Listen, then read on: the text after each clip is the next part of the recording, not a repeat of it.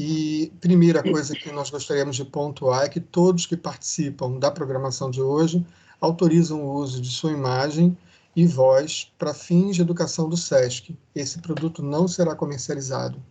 Meu nome é André Vitter, eu represento a área de Formação, Pesquisa e Memória, que, junto com a área de Cultura do SESC, Departamento Nacional, inicia agora um trabalho com vocês de formação e debate. Eu passo então a palavra aqui para o mediador desse encontro, que é Rafael Viana, quem fará as apresentações e irá conduzir com vocês o encontro. O encontro é dividido em 2 blocos, apenas o primeiro bloco é gravado, e vocês então têm autorização para, a qualquer momento, fazer postagens no chat, mas interatividade por câmera, somente após a fala das palestrantes aqui presentes, tá certo? Uma boa tarde a todos, uma excelente programação. Bom, obrigado, André, pelos esclarecimentos iniciais. É um prazer muito grande estar aqui nesse momento, abrindo essa mesa do nosso curso Historiografias do Circo no Brasil. É um curso que foi pensado a muitas cabeças e praticado a muitas mãos. Enfim, então a gente tem início aqui essa primeira aula, vamos dizer assim, ainda que tenha esse viés mais de um bate-papo depois com os públicos, mas a primeira aula sobre o tema Histórias, Memórias e Registros do Circo.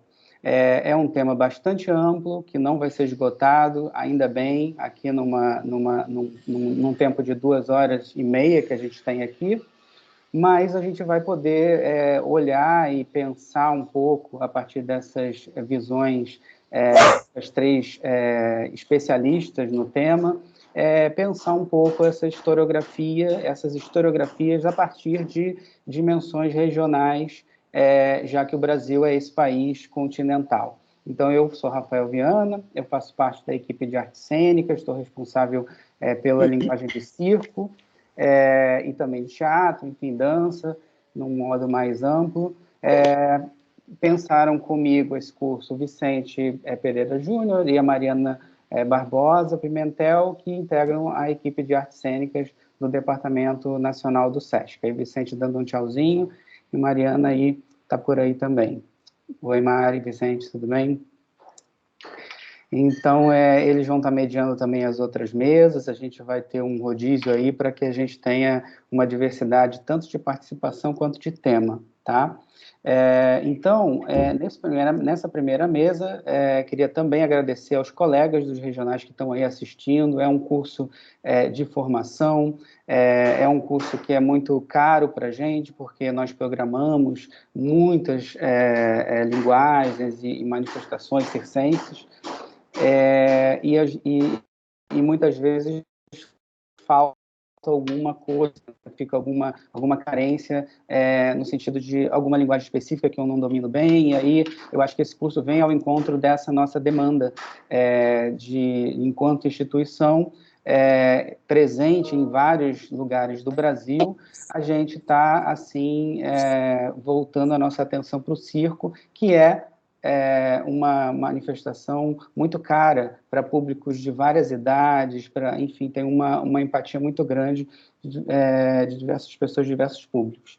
Então, para essa primeira conversa, a gente vai ter a Hermínia, que é uma especialista em história do circo, é uma pessoa envolvida de modo muito enfático e presente em projetos da Funarte, enfim, ela é coordenadora de um grupo chamado Grupo Circos, ela está ligada ao Circo Conteúdo, que é uma plataforma de conteúdos circense muito importante, ela é doutora, mestre, toda a trajetória dela é voltada para essa questão da historiografia, ou das histórias, ou da prática e vida circense. Então, Hermínia, é um prazer enorme estar com você aqui, trocando essa ideia.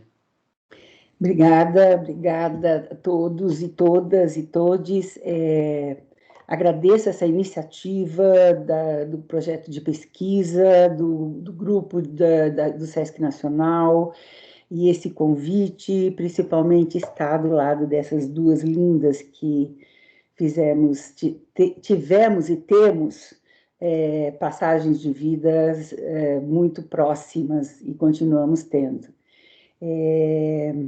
Eu vou, como é um curso de formação, né, eu vou, não dá tempo de falar tudo, vocês me controlem, porque começa a falar, vocês já perceberam outras vezes. Então, eu vou fazer mais ou menos um recorte histórico, porque eu quero chegar nessas duas meninas que vão falar para mim depois de mim, né? Quando eu comecei a estudar a história do circo, eu nasci no circo, como a maioria dos que estão aqui sabe. Eu nasci no circo, mas sou a geração que não vai ser artista.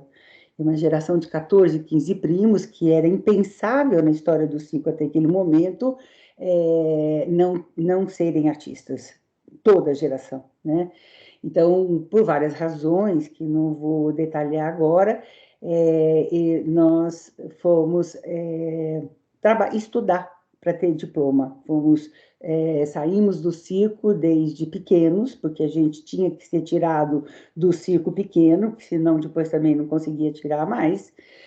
Eu não sei, nunca soube dar uma cambalhota, mas só cambotinha de criança, mas me machucava muito. Então, eu sou alguém que não foi artista, temos uma prima que foi artista, mas tem diploma, né? Então, essa coisa conseguiu de toda a geração. Mas quando na década de 80, em 85, eu e minha prima somos perguntadas por uma jornalista sobre escrever a história do circo, e nós não sabemos nada da história do circo. Né? Sabíamos muito, mas eram causos, chamados causos, eram histórias familiares, que frente às produções acadêmicas, não tinham... Tudo bem? Hugo me falou que não vão hoje, né? Tem alguém falando no microfone aberto? Tem um microfone aberto, a gente vai tentar desligar. Pronto. A partir desse agenciamento dessa jornalista, ela me agenciou demais, assim. Como é que eu posso transformar tudo aquilo que eu vivenciei no circo? Porque uma coisa foi não ter vivido dentro do circo como artista, outra coisa é nunca ter largado, nunca ter deixado de ter os nossos núcleos familiares circenses. Núcleo familiar circense, nesse sentido, é sempre um núcleo familiar muito extensivo. Né? Então, as relações de familiaridade não eram relações só consanguíneas, né? Eram relações de parentescos sem ter consanguinidade. Então, é bem extensiva. Então, a gente nunca deixou de estar junto com né? Com esses núcleos extensivos de família. E aí, quando eu comecei a estudar, comecei a entrevistar essas pessoas. As minhas primeiras fontes foram só fontes orais, principalmente, porque eu também nem sabia que tinha coisa escrita. Eu desconhecia isso. Eu conhecia alguns memorialistas, como a Relia, algumas sim, mas eu também... Ou seja, vocês estão percebendo que eu, de fato, não sabia nada sobre a história do circo. Né? Aí, quando eu comecei a entrevistar homens e mulheres, e eu vou sempre frisar homens e mulheres, para que fique claro que as mulheres circenses sempre fizeram de tudo. Isso não começou pós-escolas de circo. Né? Então, mulheres circenses sempre foram trabalhadoras, sempre foram artistas. Né? E não eram partners, e não eram apenas chamariz, elas eram domadoras, elas eram globistas, elas eram saltadoras, elas eram trapezistas, elas armavam e desarmavam o circo, elas construíam toda a arquitetura circense ao lado dos homens. Só que, claro, a mulher circense, ela é igual, porque uma coisa que eu e o Daniel trabalhamos muito, parceiro de pesquisa, que é a contemporaneidade do circo. A contemporaneidade do circo não é só em relação às tecnologias, mas também a questão da moral e dos costumes. Então, ser contemporâneo é também ser contemporâneo ao que, em termos de costumes e da moral, está vivenciando. Então, a mulher circense do século XIX, começo do XX, também vivia numa situação patriarcalista, né, machista, escravocrata. Homens e mulheres viviam essa situação, porque eles não eram diferentes do que vivia fora. Então, quando eu comecei a entrevistar essas pessoas, só um minutinho. Nós estamos com menos de 20% de umidade do ar aqui em Campinas. Quando eu comecei a entrevistar essas pessoas, a coisa que eu mais lembro é uma emoção que eu guardo muito até hoje. Eu acho que quando o Rafael me apresentou como alguém bem efusiva, bem forte na questão da história do circo, porque até hoje eu tenho o impacto do que foi conhecer as histórias e as memórias circenses desses homens e mulheres e de algumas crianças. Elas foram me surpreendendo, que eu pensei assim, mas não sou só eu que não conheço essas histórias, tem muita gente que não conhece. E aí, a academia não conhece. Eu queria entrar para a academia para mostrar isso, e entrei, né? Já com 36 anos de idade, eu fui fazer o curso de História, porque não queria disputar se o que eu estava produzindo era científico ou não. Eu queria disputar a produção de uma memória que fez parte, que foi protagonista da história do teatro, da música, do cinema, do disco, do rádio, das festas populares, e que não era mencionada a história do circo. A história circense desses homens e mulheres e crianças fazia parte, fez parte e faz parte, de forma protagonista, de todas as produções artísticas de seu período. Só que, até hoje, as histórias oficiais da música, as histórias oficiais do disco, algumas histórias oficiais do disco, algumas histórias oficiais do teatro, do rádio, do cinema, da televisão, não fala dos homens e mulheres circenses que participaram. Não participaram de forma que nem partners, eles eram protagonistas. Então, uma das primeiras coisas que me pegou, que me provocou, que eu tive afecção, né, das histórias e memórias, que me moveu, que me emocionou, foi saber o que significava para eles e para elas, como que era o processo elas terem se tornado artistas.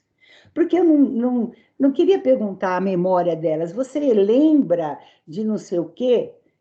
Você data? Você lembra de alguma coisa da história que você... Não, eu peguei e costurei isso através, assim, como foi o processo de vocês se tornarem artistas? E na hora que eles colocam, e elas colocam os processos de se tornarem artistas, aí eu entro em contato com uma complexidade de várias situações. A complexidade do processo de ensino e aprendizagem era de uma forma tão complexa que eles formam há 200 anos, há mais de 200 anos, profissionais capacitados para isso. A complexidade do processo de formação do artista implicava... Hoje eu estava publicando um trabalho no Seu Conteúdo que ele fala assim, o que as escolas precisam saber dos processos das escolas de circo, dos circenses, né? Então, é interessante isso, porque quando eu me deparo como que era dada a questão do processo de formação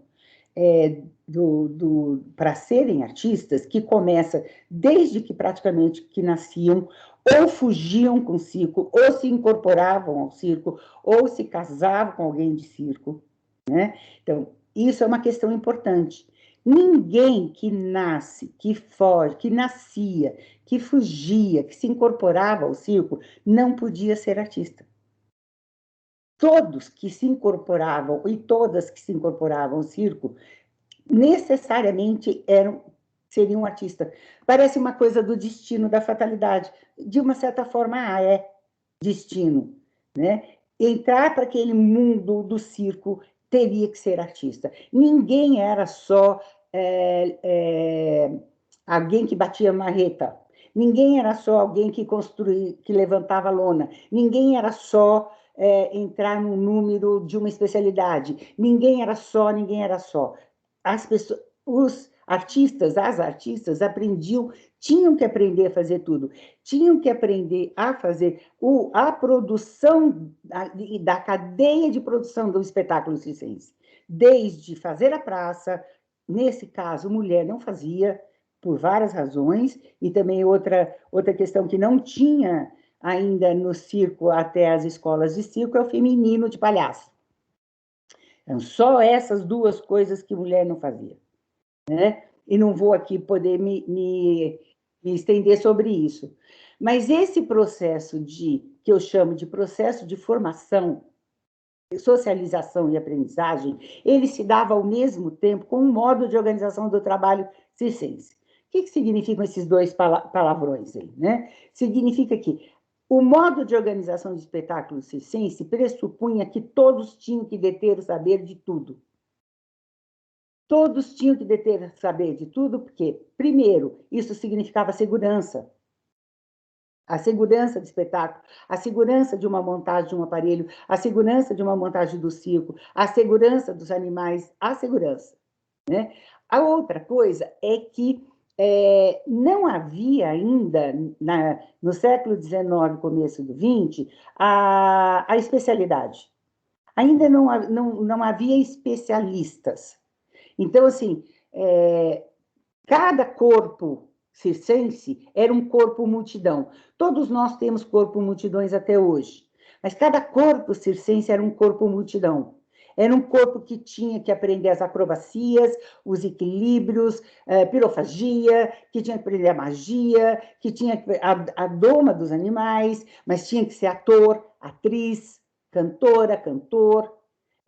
Tinha que dominar a arquitetura circense, porque isso também é segurança, tinham que dominar o figurino, o teatro, tocar um instrumento musical. Todos eram bons em tudo? É claro que não.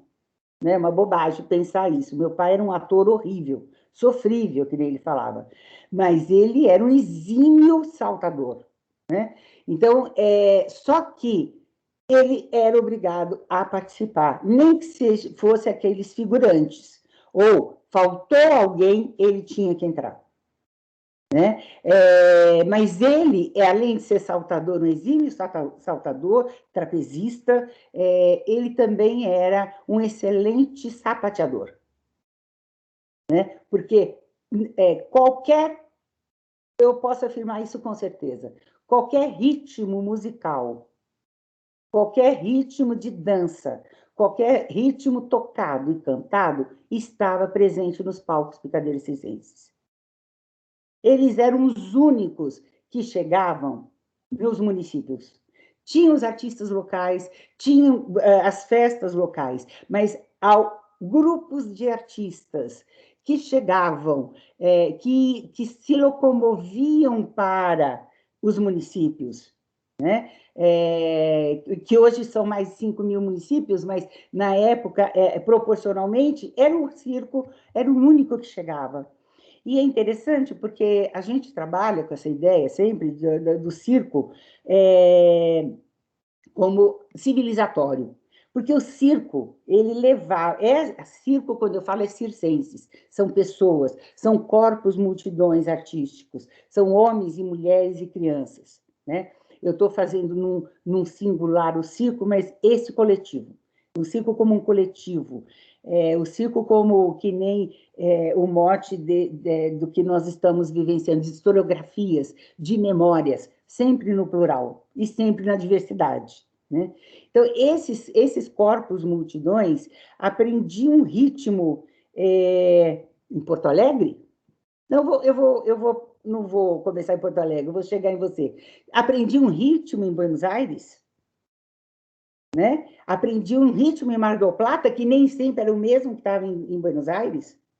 Eram os mesmos, mas tinham outros. Aprendi um outro ritmo. Eu estou falando de Mendonça, porque para mim é o vinho e tal, mas esse caminho que esses circenses, esses nômades percorriam, iam aprendendo os ritmos, as danças, incorporando isso nas suas acrobacias, incorporando isso nos seus modos de comicidade, dos palhaços, dos clowns, incorporando isso nas suas representações teatrais, né? Então, quando eles passavam por essa diversidade de lugares da Argentina, vamos supor que eles chegam em Porto Alegre, porque era um caminho vindo do sul da América Latina, era um caminho mais ou menos, entre muitas aspas, natural, certo? Porto Alegre, eles vão conhecer e elas vão conhecer outros ritmos, outras músicas, outras formas, e aí, junto com o que eles aprenderam na Argentina, vão apresentar isso para a população de Porto Alegre e vão aprender outras coisas. E imagina uma companhia dessa, nômade. Ela tá fazendo isso, ela passa pelo Rio de Janeiro, começo do século XIX ainda, Rio de Janeiro e São Paulo não são os focos. Porto Alegre é foco, Rio de Janeiro é foco um pouco, mas aí Recife, Salvador, Belém, né? E desce para tudo quanto é o Brasil. Então, eles fazem este caminho e volta demonstrando tudo aquilo que eles aprendiam. Em cada lugar desse, a incorporação de artistas locais, de todo tipo de artistas. Atores, autores, cantores, cantoras, dançarinos, enfim, das várias expressões artísticas faziam parte do espetáculo. Então, o circo não era fechado em si, né? Mas ele tudo o que acontecia era para dentro da cerca. Bom, se vocês perceberam, uma das questões importantes que eu coloco é que, para ser assim, havia um rígido processo de formação e aprendizagem, né? Então, porque era da transmissão oral do saber. Com certeza, que nem os ciganos, as rendeiras, os pescadores, os alfaiates, os sapateiros, as parteiras, né? Então, eram transmissões orais de saber. Só que no circo, como vários desses outros lugares, isso não é igual ao analfabetismo, porque às vezes tem essa assim, esse é um saber popular, não está escrito, né? De fato, o circense do Brasil, a sua história está escrita em seu corpo. Uma das formas de transmissão dos saberes está escrito no seu corpo. Mas a outra forma é que a gente encontra várias fontes em jornais. Nossas primeiras fontes de periódicos foram dos historiadores argentinos, porque eles têm, antes da chegada da família real no Brasil, a tipografia é proibida. Então, nós só vamos começar a ter alguma coisa registrada em jornais a partir de 1810, 20, 22, em Recife, que é um dos primeiros lugares. Então, esses registros, para nós, mostram toda essa complexidade, aliada aos saberes que eles passaram. Então, a criança já era artista ao nascer. Ela já era incorporada em pequenas peças, ela já começava de manhã, era todo o processo de aprendizagem dela, era na parte da manhã, de a preparação de corpos, que vai de 4 anos até adulto. Preparação de corpos. Depois disso, elas fazem pequenos exercícios, pequenos exercícios corporais. As maiores já vão para os seus números com seus pais, ou com seus tios, ou com aquele mestre ou mestra que o circo, o grupo indica. Né? Nem sempre é pai e mãe que é mestre e mestra, nem tio, mas às vezes um artista era o mestre de todas as crianças. Aí, depois dessa preparação, eles vão para aprender a ler e escrever. No Brasil do século XIX, com 90% da população brasileira analfabeta, no circo, ninguém podia ser analfabeto. Pelas razões óbvias que talvez vocês possam achar. À tarde, os adultos vão ensaiar seus números, vão ensaiar as peças teatrais, vão ensaiar os ritmos musicais. Quando começa o cinema, eles chegam na cidade antes da estreia, e se tem cinema, eles vão assistir os filmes para transformarem aqueles filmes como Ben-Hur, os filmes do Fred Astaire, que eles vão lá para aprender os passos do sapateado. Meu pai assistia milhões de vezes o Fred Astaire, e ele não se tornou um Fred Astaire, mas ele era um bom sapateador, né? Eu aprendi sapateado bastante com ele, nós. Então, esses artistas não se fechavam em si, como algumas produções de memórias acham isso. Esses artistas incorporavam os saberes locais. Eles tinham sintonia, sinergia com os saberes locais. Então, um componente importante desses saberes, como acho que vocês devem ter percebido, é a música. Circo e música nasceram juntos. Por que nasceram juntos? Não é que eles nasceram juntos, é que estes artistas, antes de surgir, no final do século XVIII, um espetáculo chamado circo, estes artistas que vão compor esse espetáculo já eram artistas de milênios de anos. Né? A gente consegue chegar com a família Chiarini, por exemplo, 500 anos antes dela chegar na América Latina, antes de se transformar em artista circense. Né? Então, eles já eram, e antes deles se transformarem em circenses, eles já eram da diversidade, eles eram rizomáticos, eles eram polissêmicos, polifônicos, eles eram multidões, herdeiros e herdeiras de outras multidões. Né? Então, quando esses artistas polissêmicos, polifônicos, a música, o teatro, as acrobacias, o corpo, era corpo multidão de tudo isso. E essas características estão presentes no circo até pelo menos a década de 1950. Com diferenças, claro, isso daí é muito presente, a diversidade é presente em todos os sentidos, né? Então, a música é algo que está presente no circo como não é um acessório, a música é um personagem.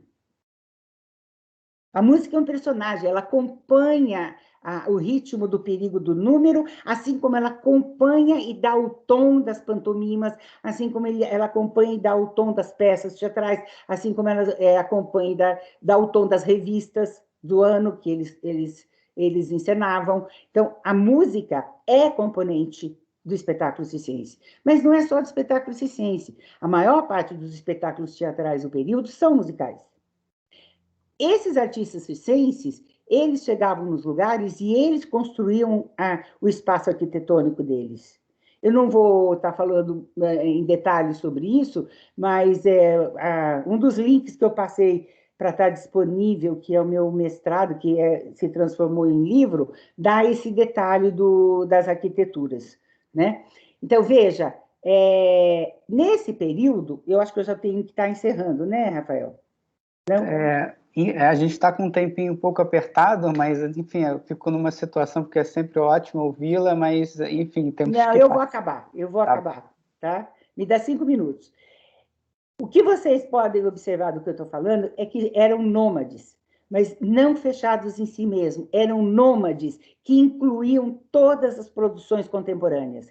O circense, qualquer artista tem que ser contemporâneo sempre no seu momento. O circense sempre foi contemporâneo.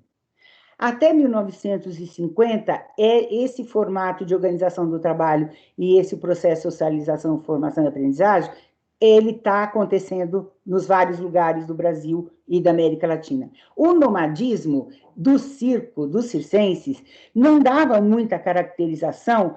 Assim, é claro que eles eram europeus, brancos, imigrantes, colonizadores, que chegam, mas na América Latina, eles misturam muito.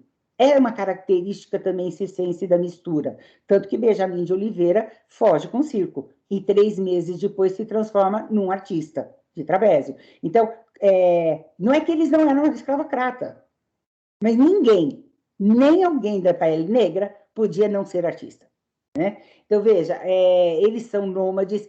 Nesse momento, até o fim do século XIX, começo do XX, não existia questão do circo do Norte, do circo do Sul, do circo de São Paulo, do circo do Pará. Não tinha isso. Era circo. Né? É uma coisa que eu conversava muito com meu pai, porque ele dizia assim, eu sou paulista. Eu falei, porque o circo estava armado lá. Né?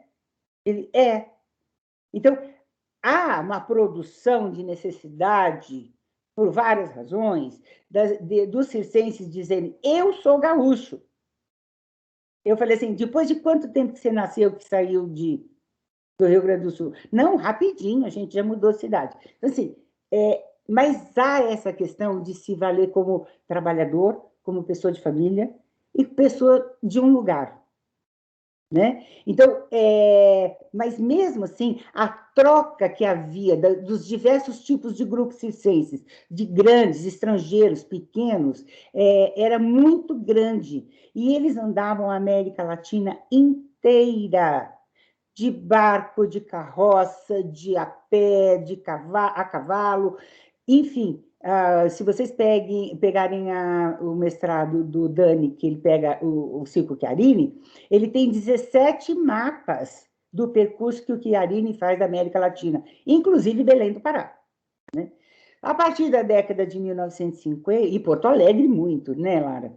E a Argentina também, ele faz todo esse trajeto. E ele faz esse trajeto, às vezes, em um ano. Em um ano. Não tem trem, não tem nada. Né? Bom, a partir da década de 1950, o modo de organização do trabalho que eu falei e o processo de socialização e formação, ele muda. Ótimo, mudou. O circo é sinônimo de mudança, transformação, reinvenção o tempo inteiro.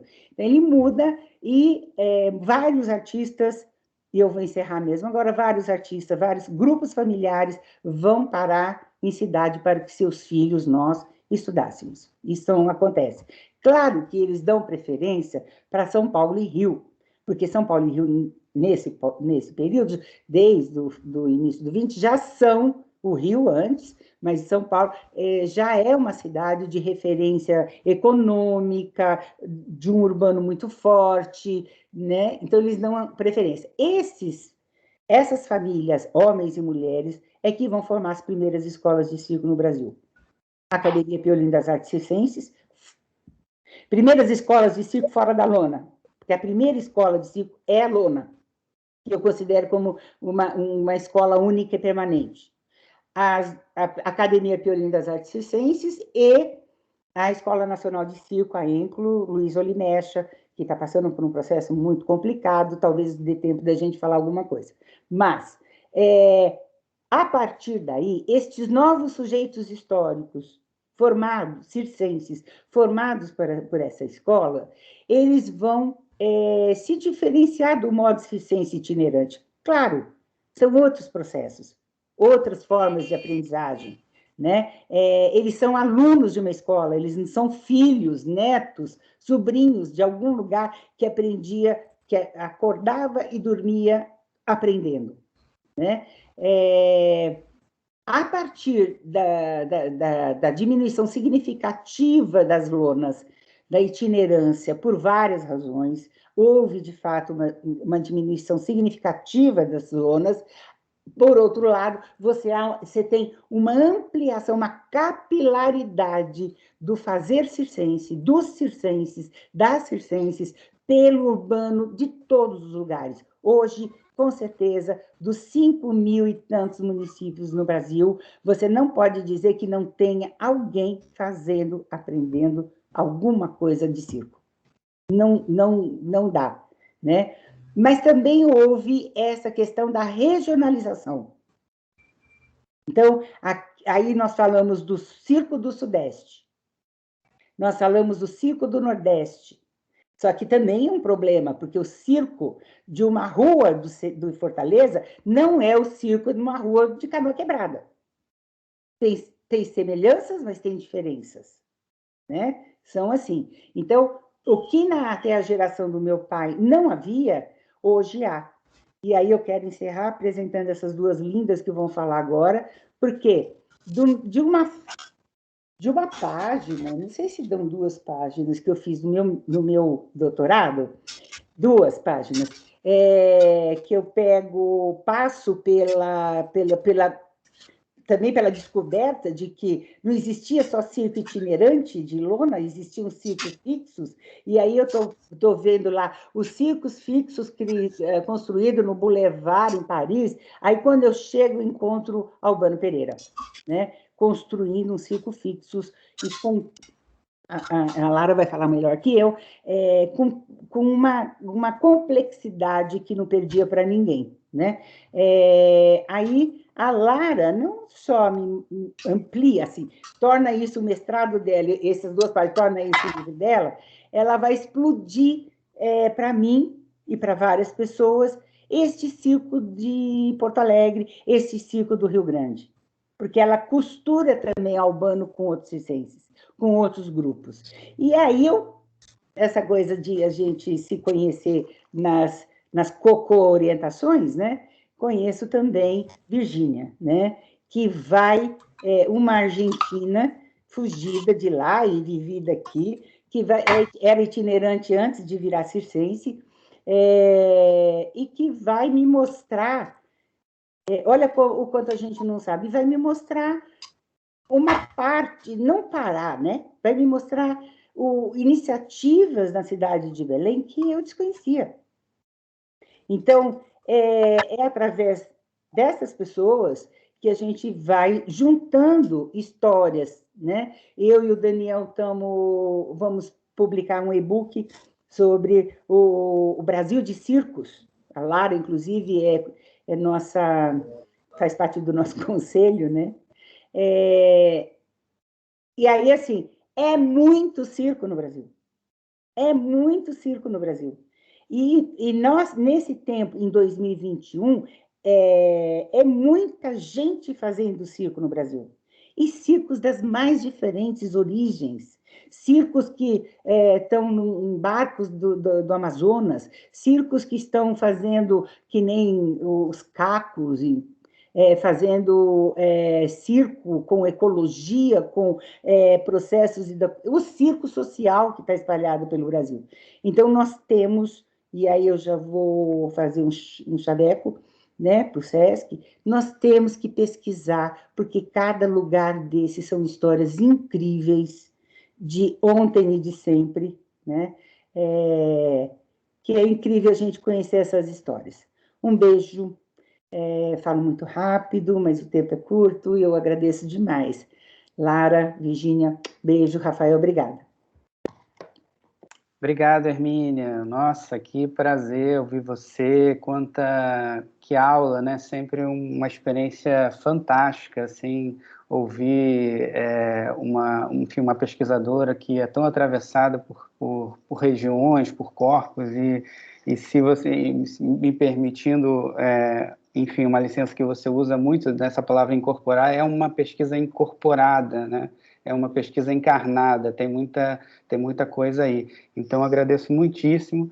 As referências, as questões que você traz estão povoando também, de algum modo, as mesas que a gente vai desenvolver mais adiante, a questão do feminino, já aqui anunciado, né? 3 mulheres pesquisadoras fabulosas, trazendo perspectivas das suas regiões, mas pensando que também o circo é plural, como a Hermínia colocou aqui de modo bastante importante, e essa questão do intercâmbio, que atravessa o circo a todo momento, e que eu acho que vai encontrar coro nas vozes e nas pesquisas das próximas pesquisadoras aqui palestrantes. Então, Hermínia, agradeço muitíssimo pela colaboração. Você fica ainda aí, porque eu acho que vai ter muita coisa aí que o povo vai perguntar, então segura um pouquinho aí que a gente já volta, tá?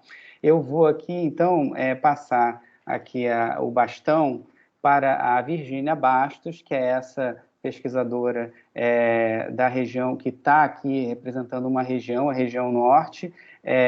Ela é argentina, como a Hermínia colocou, então esse diálogo, né, que sempre existiu no circo é muito importante e acho que está refletido também aqui nesse curso.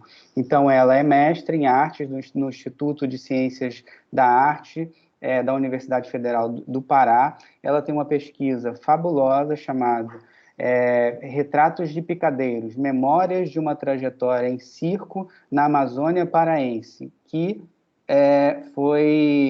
que Hermínia esteve na banca, enfim, e essa pesquisa ela foi premiada pela Funarte, para a publicação de um livro. Então, assim, nós estamos falando de uma pesquisa de peso mesmo, e, enfim, a Virgínia tem uma trajetória incrível aqui, né? Não vou me permitir resumir, mas ela tem uma trajetória no circo, também nas artes do corpo, tem educação física, atletismo, e ela tem uma coisa que eu vou me permitir pontuar, que ela é proprietária de uma escola, né, do Vida de Circo, que é um centro de treinamentos funcionais e acrobáticos voltado ao condicionamento físico, arte e saúde.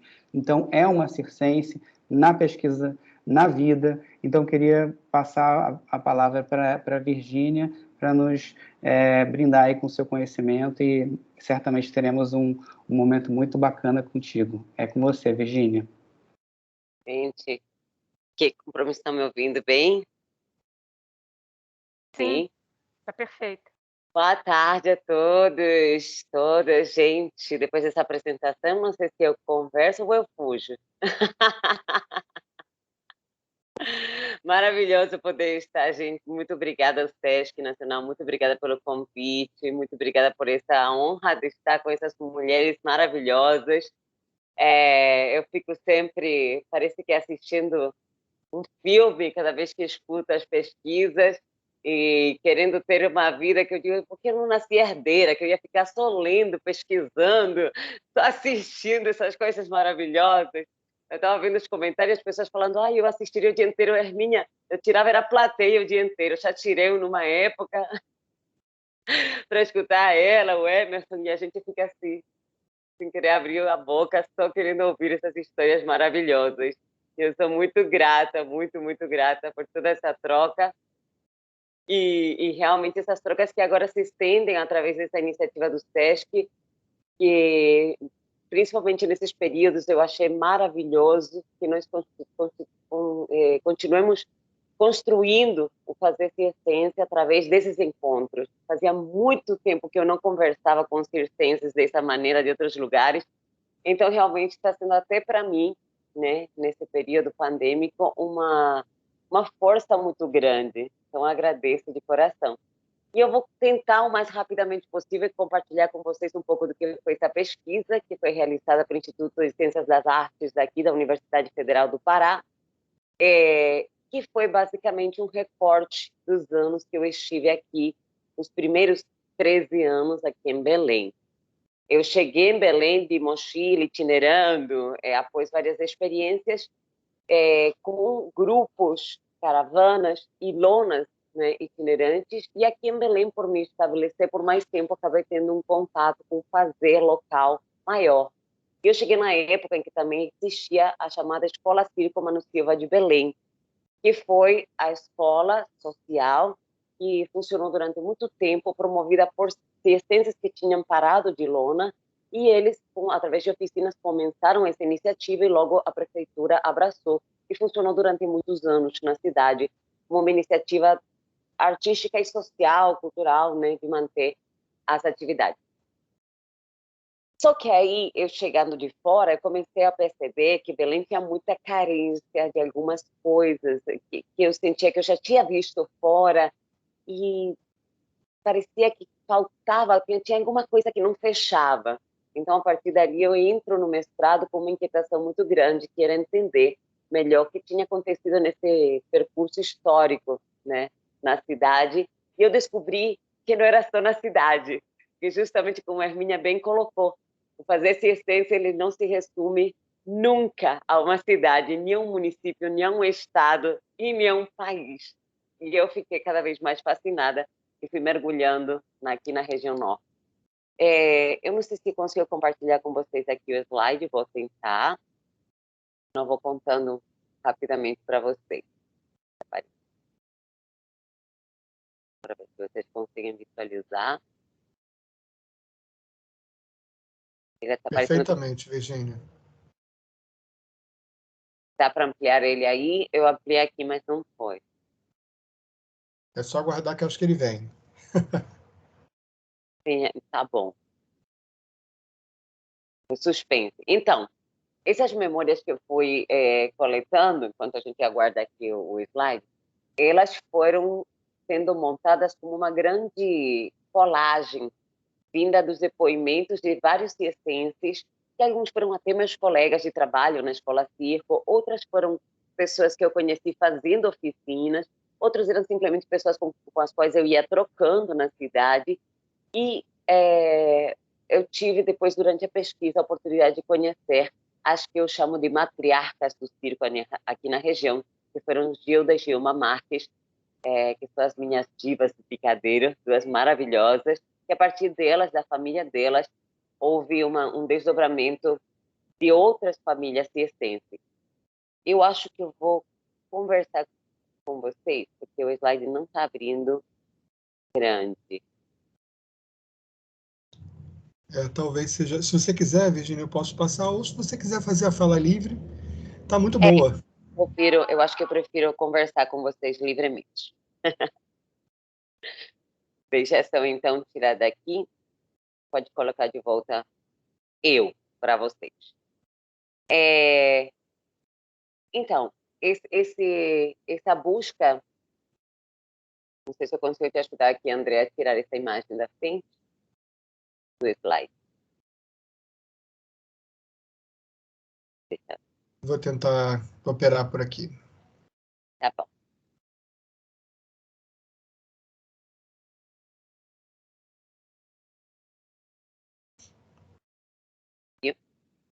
Vamos lá.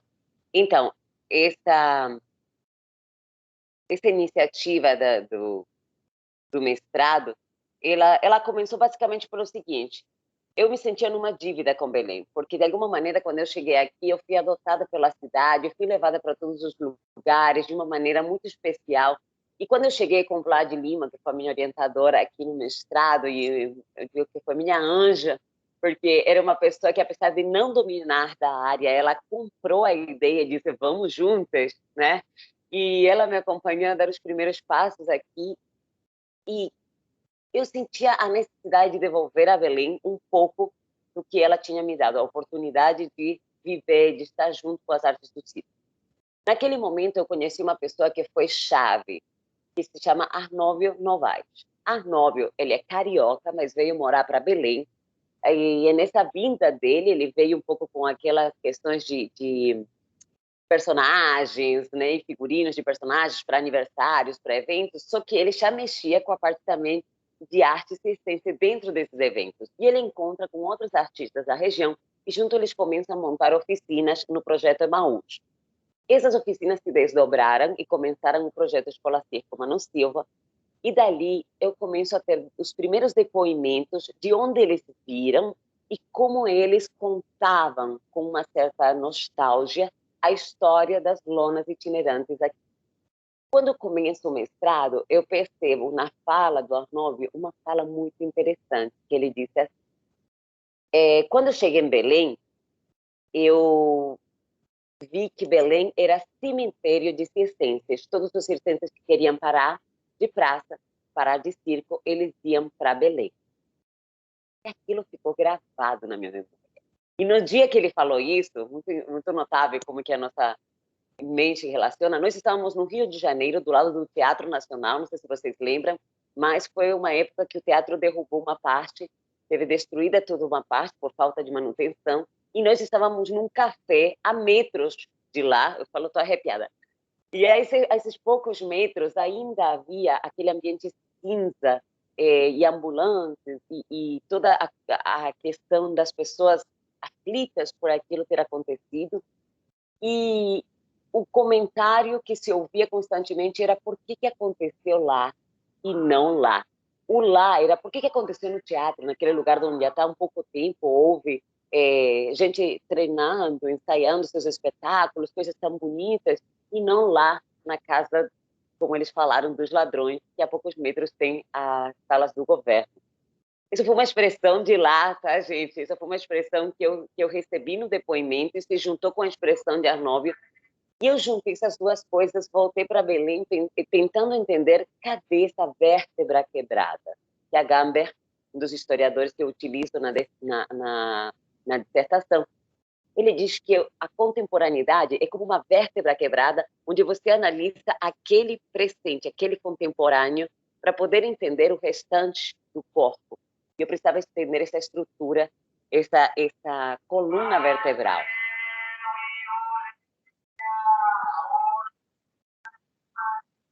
Vocês ouviram? Orelha e pastel? Esse é Belém do Pará, minha gente. Nós ainda temos vendedores ambulantes. Gosta assim, ao vivo e a cores. É assim, só não passa vendendo água, porque a gente já conseguiu ter água encanada, tudo direitinho, tá? Mas os vendedores ambulantes aqui tem. Vamos lá. Nesse fazer, eu achei maravilhoso. Nesse fazer, o que aconteceu? Eu comecei a analisar que o circo, através dos depoimentos deles, se dividia no que se definiam de circense. E nessa definição de quem era o circense, eu encontrei que tínhamos os nascidos no Pará, no estado do Pará, os filhos de paraenses, os que levantaram circo no Pará, os que estrearam o circo na região, os que circularam na região durante muitos anos, mas como a Arminha falou, não necessariamente eles eram daqui, né? Mas eles já estavam aqui, quanto tempo você é paraense? Há quanto tempo você é gaúcho? Eu já sou daqui. Havia uma necessidade de se definir, e eu achei maravilhoso, porque isso é muito claro, há uma necessidade, e depois a gente pode até abrir mais porquê, mas essa identidade até hoje se estende. De lá de 1800 e bolinha até hoje, há uma necessidade de se regionalizar por questões políticas, culturais, né? E aí também os que aprenderam a arte no Pará. Então, todos estes foram delineados como circenses na região e foram analisados dessa maneira, ou nascidos, ou que frequentaram, ou que montaram um circo, ou que, enfim, tudo o que acabei de mencionar. E aí, durante o mestrado, como eu sou um pouco inquieta, eu não estava satisfeita com entender somente esse picadeiro, porque a minha formação não é de lona, não é tradicional, de família, herdada. A minha formação é, pelas palavras da Hermínia, multi, puli, sabe? Poli, e me esqueci as outras. E eu uso isso até hoje, Hermínia, até hoje. Eu digo, as pessoas querem me definir, eu sou multi. Não dá, gente, não dá. Porque eu vim da rua, da arte circense de rua. Eu vim da arte circense de escola de circo. Eu vim da arte circense de uma artista que tinha saído de circo e ensina na casa dela, então, que era tradicional de circo. E eu me senti meio herdada, né, porque ela me adotou como um pouco filha durante um tempo, né, que foi a Marion Bredi, ali em Campinas. Eu venho de uma formação de lona itinerante, porque eu trabalhei em circos de lona aqui. Então, eu olhei para o circense e falei, gente, não dá para eu justificar um circense se eu mesma não sou dessa linha uni. Então, desmembrando, eu puxei um pouco uma galera que estava inquieta aqui, e nós montamos o seminário de circo. seminário de artes circenses que durou 4 anos, seminário de artes circenses internacional, e nós ousamos tirar da cartola um orçamento para trazer pessoas, tanto da academia, quanto do circo, quanto do fazer circense, e reunimos os circenses de vários lugares, e eu comecei a perguntar, beleza, então vamos lá, o que é ser circense? E foi fantástico, porque os próprios circenses, sejam de lona, que estavam lá, conseguimos reunir um monte de pessoas. Eu não sei como é que é onde vocês estão, mas aqui em Belém foi um logro, porque nós estávamos reunindo lona, rua, grupos, escola, tudo, geração antiga, geração mais nova, e de repente a pergunta era a mesma para todos, e todos ficaram assim. Bom, circense, e abriu-se uma nuvem muito boa de intercâmbio, onde pessoas de rua começaram a falar que ser circense era fazer a arte. Eu faço malabares, e por eu fazer a arte, eu considero que sou circense, porque eu me maquio, eu preparo meu figurino, eu faço um espetáculo, eu tenho um número certo, um tempo certo para apresentar. Eu faço a minha praça. E aí vieram pessoas que fizeram curso na Escola Nacional do Circo do Rio de Janeiro, com todo o conceito que a Escola Nacional traz, mas eles já tinham formação aqui em Belém, e eles voltam para ser circenses em Belém, atuando, e eles falam assim, é tudo mesmo. Se eu sou chamado para fazer um aniversário, eu vou fazer a praça. Se eu vou para a rua fazer o número, eu vou fazer a praça. Se eu vou para da lona e eu tiver que ir à frente do circo, eu vou fazer a praça, ou alguém vai fazer a praça para nós. E da mesma maneira, eu vou sondar qual vai ser meu espetáculo, a música que eu vou usar, o figurino que eu vou usar, e aí começa a haver fatores comuns ao que é o ser circense. E nessa descrição, eu vou usando esses pontos comuns para encontrar os artistas.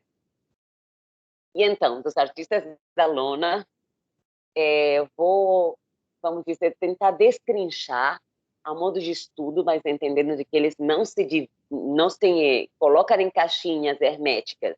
Muito pelo contrário, eles se dilatam, saem, passeiam, voltam, é altamente móvel e flexível. Mas dentro das lonas, eu encontrei a definição de artista de circo ou da tradição, artistas no circo ou artista de praça, ou seja, aquele artista que vai somente para aquela praça, mas não necessariamente ele vai viajar junto.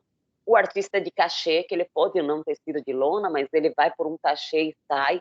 Ele pode ser músico, acrobata, pode ser um número específico trazido de outro lugar, ele trabalha pelo cachê. O colaborador contratado, que ele pode estar em qualquer área do circo, administrativa, artística, o trabalhador de circo, que ele é fixo também, itinerante junto. Isso tudo na lona. E isso tudo, uma mesma pessoa podia cumprir todos, tipo, 3, 4 desses papéis, tá? Então, quando eu defino esse ser circense na lona, não é porque a pessoa só vai fazer aquilo, é porque ela faz também alguma daquelas coisas ou todas elas. Dentro da urbe, que eu não encontrei até hoje outra definição melhor, a minha vai brigar comigo, mas eu até hoje... Eu juro que eu já perguntei para meu tico, meu teco aqui, já perguntei para as pessoas, porque a gente tenta uma nomenclatura que diga, que possa definir melhor esses circenses que estamos no centro urbano mais constantemente e que driblamos um pouco essas questões de rua, eventos sociais, eventos festivos, eventos, né, datas culturais, mas até agora fica como da urbe, que pode incluir o performer circense, que eu chamo de performer, o artista, o que vai apresentar, que vai estar à frente do público, o aluno da escola de circo, que ele pode ou não ser atuante, como artista, o educador circense, que ele pode não ser de escola de circo, ele pode ser um educador circense, por exemplo, como eu mesma já atuei na academia, né? Ou então em projeto social. Tem o pesquisador de circo, que somos nós aqui, né? Tentando achar nossos picadeiros. E na rua, eu encontrei duas definições bem interessantes, que são o circense de rua, que é o morador, o da rua, que é o que visita e transita, e o rueiro. Aí eu fiquei, meu pai amado, agora vai. O que é ser rueiro? Aí, no Brasil, há uma peculiaridade, uma particularidade que eu não achei em outros países, que é como se vê um tipo de itinerância artística que envolve o artesão, que também é artista circense, ou que é um body painting, que faz pintura nos corpos, mas também eu fui, por exemplo, viajando, eu comecei a fazer circo fazendo pintura nos artistas. Na minha época, aquilo era furor, gente, né? Eu sou da época que todo mundo andava nos eventos pintados. Tá lindo. E eu pintava os artistas e ia todo mundo a fazer espetáculo. Então, o rueiro inclui um pouco desse trânsito, né? E achei bem interessante da maneira que eles se definem, porque realmente me faz pensar numa formação circense dilatada e crescente. Porque o que mais nós temos é esse grupo de pessoas que se deslocam de país em país, e eu vou dizer mais. Trazendo para os nossos dias de hoje, saindo um pouco da minha pesquisa, a nível pandêmico, o movimento, não sei como tem sido no Sul, mas a quantidade de gente passando por Belém, buscando sobreviver, foi muito grande, né? E eu acredito que o circo é um dos maiores sobreviventes de todas as artes. Então, nós vemos que essa movimentação, quando a gente estuda, ela sempre também tem a ver com como os estados estavam nas suas situações econômicas e políticas recebendo o circo. Nossos circenses do Pará, eles tiveram, durante um bom período, que parar as atividades porque não havia praticamente praças. E nós hoje temos uma praça central que só atende grandes circos de grande porte pelo custo que ela tem, né? Então, os pequenos circos família, eles têm obrigatoriamente que ir para as periferias, que são altamente de risco, aqui em Belém, ou então para os municípios. Eu não abri o slide, mas, enfim, posso depois disponibilizar para o SESC, deixar para vocês verem. Eu coloco algumas imagens do circo sendo levantado aqui num dos municípios, e dá para ver perfeitamente a área periférica, ainda com bastante mata, e justamente palafitas, que justamente é onde o circo consegue ter um lugar. E isso acaba fazendo com que realmente o movimento circense diminua muito neste lado das lonas e acabe tendo essa outra movimentação maior em grupos, em itinerância, de rua e de outras maneiras. Tudo isso, essa conversa no seminário de circo, essa conversa com o Gilda e Gilma Marques, com os circenses herdeiros desse fazer, com a escola Circo Mano Silva, esses vários picadeiros, me levou a uma questão que talvez foi a que mais me mexeu de escrever, e que é a família circense nesse sentido ampliado. E a Hermínia acabou de colocar, né? Nós somos a mais ampla das definições de família. E, para mim, gente, isso faz muito sentido, porque eu sou desmembrada da minha família biológica há 20 anos. E é uma coisa que a gente vive. Você, é lógico, você vive fora 20 anos, você sente saudade. Não é. Você cria um senso de família diferente quando você é de circo. Você entende que a família é onde você está e é onde você passa. Então, eu considero que eu sou filha de várias mães, de vários pais, e tenho inúmeros irmãos, irmãs e primos. Gente, eu roubo a família de todo mundo, em resumo. Não me convida para sua casa porque eu vou roubar sua mãe, seu pai, seus filhos. Com certeza. Não duvide. Porque este é o sentido da família ampliada, e pelo menos entre os depoimentos que eu colhi aqui, me identifiquei muito e entendi que é para vários de nós. É quando você não é de circo, mas o circo passou e você decidiu participar naquela praça e talvez não mais, mas continua suas atividades, ou não, mas aquele núcleo você não quer. Aquele núcleo você não deixa a relação. E isso se estende também, para vocês verem, ao núcleo de rua. Teve um depoimento lindo e, ao mesmo tempo, muito característico dos poeiros, que fala assim, a gente sempre dá uma solução. A gente discute, briga, mas, no final, a gente faz acontecer a arte.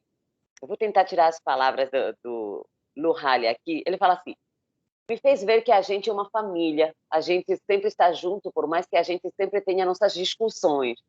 Mas a gente sempre, no final, vamos fazer a arte? Vamos.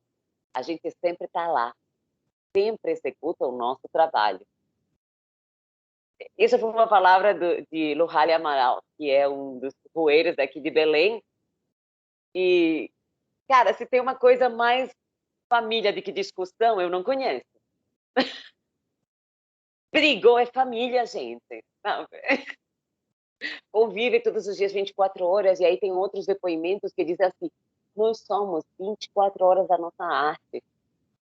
O ser circense e o ser família, ele não se desconecta, você não tem acordei, fui ao trabalho, saí, sou outra pessoa. Você 24 horas da sua arte, 365 dias do ano, restante da sua vida, porque até a aposentadoria não existe. Não existe aposentadoria no circo. O circense sai, mas a relação, o corpo circense, dificilmente você vê que realmente sai do picadeiro, né? E aí, com esse processo de família, eu não sei como estou de tempo, mas você me fala, tá, Rafael? E aí, com esse processo de família, eu vou para o núcleo seguinte, que é o que eu chamo de moitão, né? Moitão é uma das peças principais para levantar a lona. Eu falo que é um moitão de todos os tempos, que para levantar, para alicerçar, para esticar essa lona, nós vamos precisar entender o processo de ensino-aprendizagem, que é o que a gente entende que mantém esse fazer circense aqui na região, eu acredito que no país todo. Que ele, como a Hermínia bem colocou, ele não é que ao sair da lona, ou por as lonas pararem um pouco de ter essa movimentação tão grande, ele vai parar. Não, ele vai mudar para outras vertentes. Ele vai esticar raízes para outros lugares, né? E, através disso, ele se vai refazendo, ressignificando, montando paredes novas que continuam alicerçando a mesma linguagem. Então, o moitão vai esticar essa lona, vai continuar sendo o processo de ensino-aprendizagem, vai continuar sendo essa necessidade do circo ser repassado. E eu duvido você encontrar um circense que não tem vontade de repassar o seu saber. É muito raro. Então, alguns são mais receosos, tá? Mas a maioria tem um momento da vida que diz assim, não, eu preciso passar isso, há uma necessidade de não deixar morrer, né? E eu vejo que hoje essa necessidade ela se traduz nesse ambiente da universidade, das atividades, inclusive físicas, que adotaram as acrobacias, das oficinas, da própria pesquisa, né? Uma maneira também de desdobramento. E aí, bom, quando eu entro para ver os moitões, o principal moitão que eu vou investigar, e depois nós desenvolvimos mais, foram minhas divas, que eu mencionei antes, Gilda e Gilma Marques, das quais nós fizemos mais tarde um documentário chamado Divas do Picadeiro.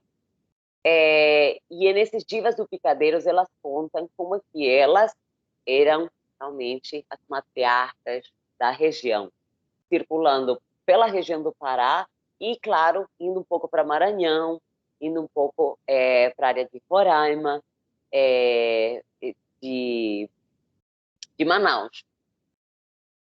Então, assim, através de Gilda e Gilma, a gente entende como o processo de ensino-aprendizagem, apesar de ele não ter se mantido na lona, porque as pessoas que elas ensinaram, elas estiveram um tempo na lona, mas quando não deu mais, foram elas que saíram e formaram a Escola Circo Mano Silva de Belém, por exemplo. Então, o ensino-aprendizagem semeado aqui foi semeado depois daqui por outras pessoas que foram semeando na Escola Circo, por outras pessoas que estão semeando hoje em vários lugares.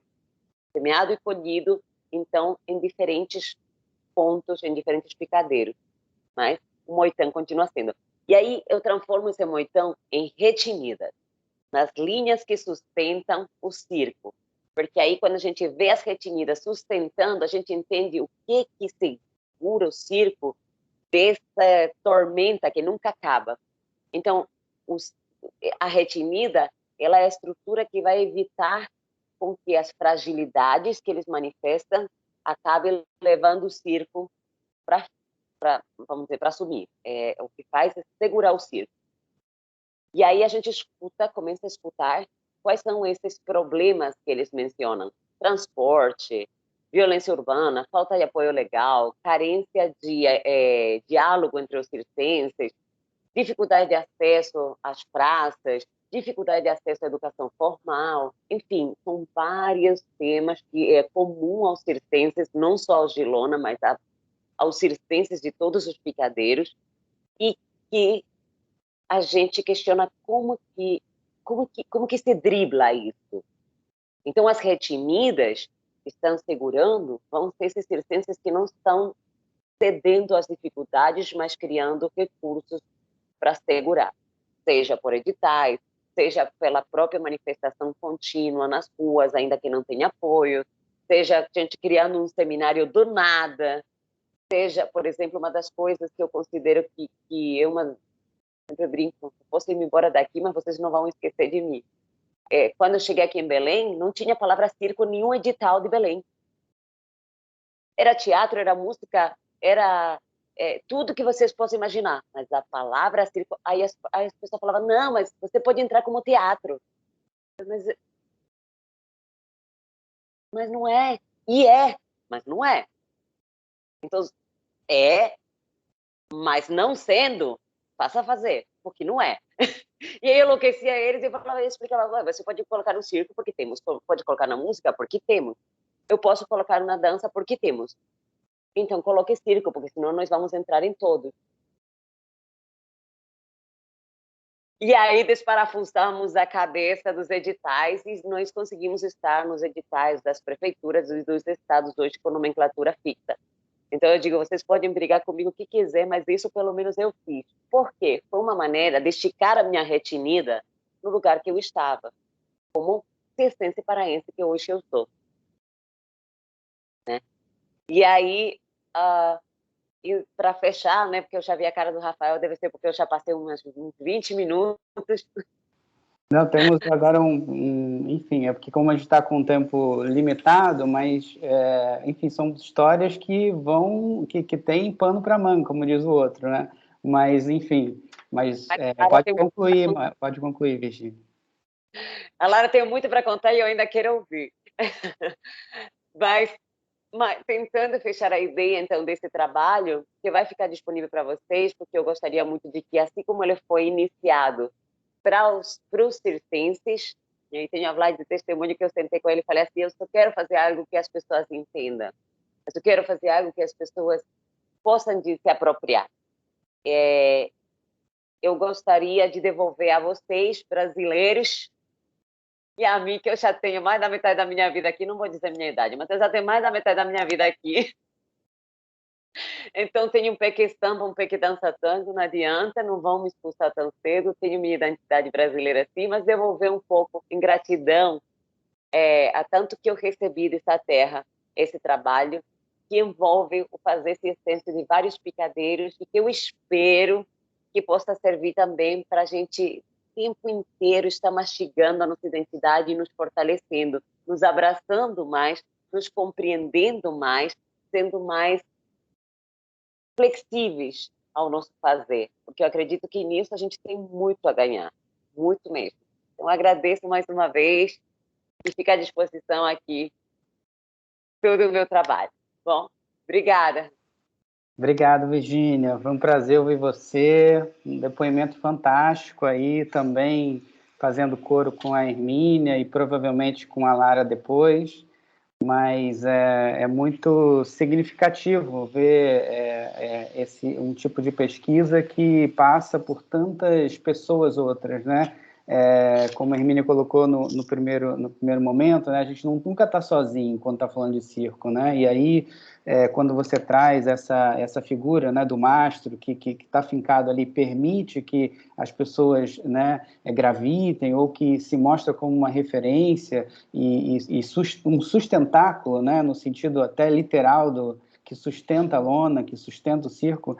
Acho que é uma metáfora perfeita, assim, e fico muito, muito curioso por coisas que você colocou, e eu já vi que tem no chat aqui pessoas que já colocaram questões, quando você traz a questão do artista de lona, do artista que é contratado do circo, que colabora com o circo, essas categorizações que tem na sua pesquisa, que são muito interessantes, da urbe, né, que eu acho que também é uma coisa muito legal de você trazer essa palavra assim, desse modo, né, porque a gente chama às vezes de cidade, a gente chama de urbanidade, mas lembra alguma coisa que urge também, né, uma urbe que movimenta, que está sempre em movimento e desestabiliza esse lugar para que a gente possa pensar manifestações de rua, na rua, essa coisa curiosa que você traz também do rueiro, que eu queria depois ouvir mais, acho que tem pessoas aqui também curiosas, que foi a primeira vez que eu ouvi, mas como também tem um vocabulário limitado, né, de circense, não sou de circo, né, sou das artes cênicas de modo geral, mas aí a gente está tratando aqui com pessoas que têm um aprofundamento, então fica aí para a gente ouvir num segundo momento. Obrigado muitíssimo, Virgínia, pela participação, por compartilhar essa pesquisa tão linda, premiada, e vamos seguir aqui com a Lara Roxo, que é licenciada, mestranda em História pela Universidade Federal do Rio Grande do Sul, a URGS.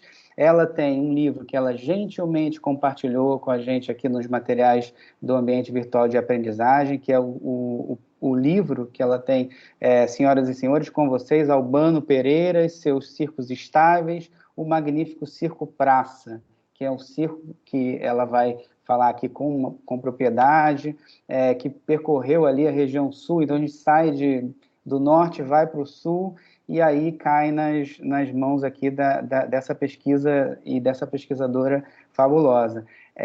Também registrar que a Lara tem interesse em história cultural, história do Brasil, história do circo e da dança, e faz parte de um coletivo, né, de um grupo no Rio Grande do Sul chamado Circo Híbrido. Então é uma artista aí do aéreo e vai contribuir agora nesse lugar aqui da pesquisa acadêmica, mas vai fazer os nossos pensamentos, as nossas inquietações subirem para os ares aqui. Então, Lara, com você agora. Eita, que responsabilidade! Eu quero começar agradecendo muitíssimo esse convite do SESC para participar dessa mesa com essas duas mulheres incríveis, a Hermínia, que me acompanha já há muitos anos, toda a trajetória de pesquisa sobre circo, ela me acompanha, e a Virgínia, que eu estou tendo a honra de conhecer agora, e estou adorando essa figura. E estou muito honrada de ser a terceira dessa mesa aqui para compor essa fala sobre historiografias do circo no Brasil. Eu sou uma artista formada numa escola de fora da lona, como disse a Hermínia. A Hermínia disse que a primeira escola de circo é na lona, a minha escola de circo deve ser a terceira, porque não é nem uma escola de circo formal, mas uma escola informal. E eu brinco muito que eu conheci o circo, a minha experiência com aulas de dança aérea em tecido e tal, ela começou no mesmo ano que eu comecei a estudar história, que foi 2007. Então, a vontade, essa coisa que me instiga de pesquisar o circo, de conhecer as histórias, enfim, os artistas, os fazeres, de compartilhar os saberes todos, me acompanhou durante os 5 anos de licenciatura em História. E aí, em 2011, eu brinco com a Hermínia também, que a gente tem um relacionamento sério de 10 anos já, a gente está fazendo essa boda neste ano de 2021. Em 2011, eu estava prestes a me formar no curso de licenciatura em História, queria muito pesquisar a história do circo, e caiu na minha mão uma obra maravilhosa, que é o doutorado da Hermínia. E lendo essa obra, lendo esse livro, eu tive contato com essas 2 páginas que ela citou lá no começo, lá no finzinho da fala dela, onde ela falava do Albano Pereira e do circo estável que ele manteve em Porto Alegre. Então, a minha pesquisa começou com essas 2 páginas da Hermínia. Eu logo encontrei o contato dela, escrevi para ela, ela me respondeu prontamente, tive a honra de encontrar ela aqui em Porto Alegre, depois num evento, numa mesa com um debate sobre circo e tudo mais, e ali começou essa trajetória de pesquisa. Eu costumo também dizer que eu não falo muito bem como essas mulheres incríveis que falaram aí com vocês, que conversaram com vocês. Eu acho que eu escrevo melhor do que falo, mas vou compartilhar, então, a minha tela aqui com uma apresentação para organizar essa minha fala, senão não vai dar certo. Então, eu vou começar aqui o compartilhamento e vocês me avisem, por favor, se está dando certo esse negócio.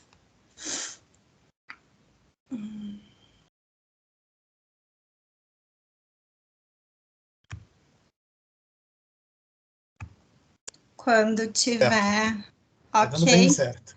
Tudo certo? Então tá, bom. O meu estudo é sobre um indivíduo chamado Albano Pereira e eu vou apresentar aqui uma história possível que eu teci a partir de diversas fontes sobre o Albano Pereira e os circos estáveis que ele manteve, não só em Porto Alegre, mas também na cidade de Rio Grande, 2 cidades portuárias aqui do Rio Grande do Sul, entre os anos de 1875 e 1887.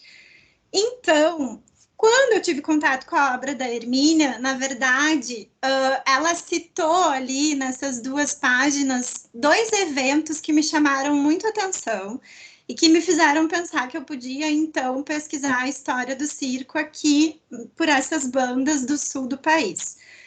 Esses 2 eventos são, especificamente, em 1857, a visita do Alexandre Luandi, um famoso equitador estadunidense, com o seu grande circo olímpico, na Rua do Rosário, que atualmente se chama Rua Vigário José Inácio.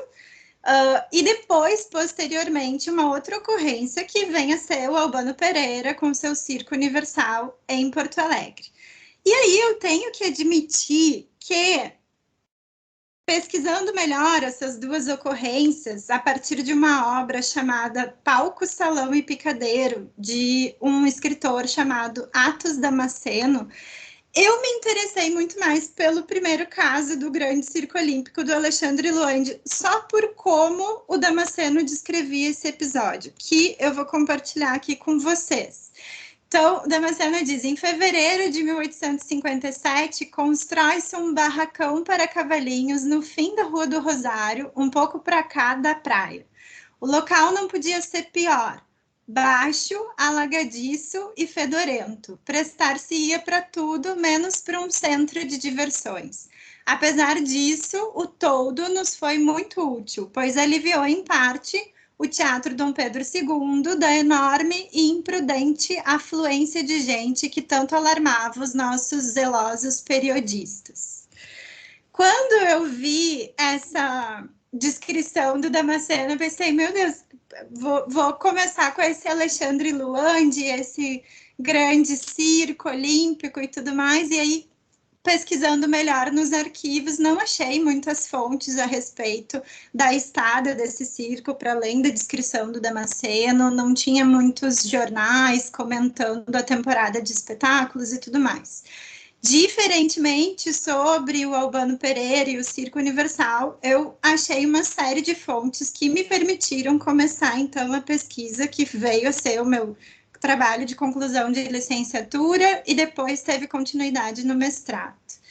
Mas, nessa descrição do Atos Damasceno sobre o circo do Alexandre Luandi, eu queria chamar a atenção para algo que depois eu vou defender sobre os negócios do Albano Pereira no Rio Grande do Sul, que vem a ser o fato de que esses toldos de circo, essas estruturas de circo, sejam elas estáveis, como o Circo Universal do Albano Pereira, ou não estáveis, como foi o caso do circo do Alexandre Luandi, na verdade, elas representaram naquele contexto, tanto para Porto Alegre quanto Rio Grande, no século XIX, o oferecimento de mais um espaço de lazer e diversão para as atividades culturais dessas localidades. E se a gente perceber pela narrativa do Damasceno, a gente pode ver que os teatros, apesar de serem mais valorizados, mais bem cotados, inclusive pela crítica, eles tinham problemas, assim, eram estruturas precárias. Então, o circo representava o oferecimento de um espaço de lazer e diversão num contexto onde esses espaços de lazer e diversão eram bastante escassos, né? Ou tinham algum problema de capacidade de acolher um grande público como o circo, né? Por exemplo. Muito bem, então, decidindo que eu ia estudar Albano Pereira, não posso deixar de falar da família circense, né? Eu faria uma breve explanação desse conceito de família circense, mas eu acho que eu não devo fazer isso depois da fala da Hermínia e da Virgínia, acho que é desnecessário. Mas eu analiso a família Pereira, né? Albano, sua esposa e seus filhos, né? E o papel deles enquanto protagonistas junto de outros tantos indivíduos e outras tantas famílias no processo de consolidação das artes circenses no Brasil, a partir do conceito de circo-família, que foi muito bem explicado, elaborado, enfim, na obra da Hermínia e também hoje aqui na fala dela.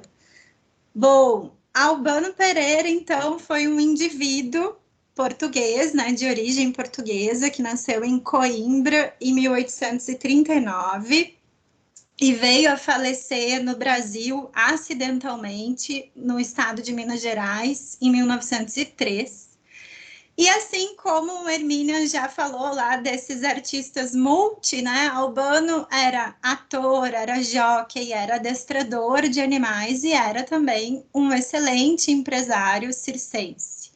Ele se casou com Juanita Pereira, que era espanhola, né? Uma artista de origem espanhola, 10 anos mais jovem que ele, que nasceu em 1849 e faleceu 2 anos antes dele, em 1901, no Rio de Janeiro, se não me engano, e ela era bailarina e trapezista. Sobre a Juanita também tem um fato de que ela é considerada a mulher com a cintura mais fina do mundo, e o cinturão dela está lá no Centro de Memória do Circo de São Paulo. Albano Pereira e Juanita Pereira tiveram 6 filhos, em tese, ali pelo que eu pude levantar a partir das fontes, e a partir de uma obra chamada O Circo, de Paulo de Noronha, que muito recentemente eu vim a descobrir que foi genro do Alcibiades Pereira, filho mais novo do Albano Pereira.